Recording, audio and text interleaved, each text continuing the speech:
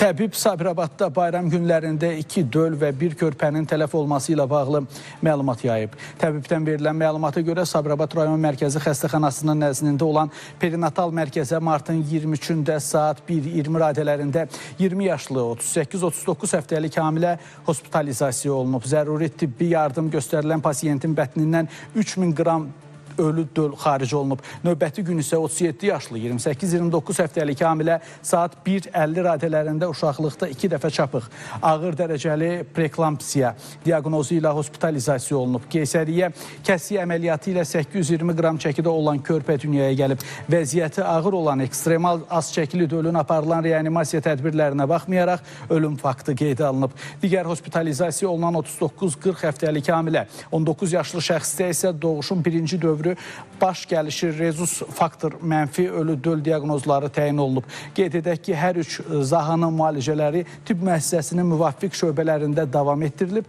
Hazırda vəziyyətləri stabildir.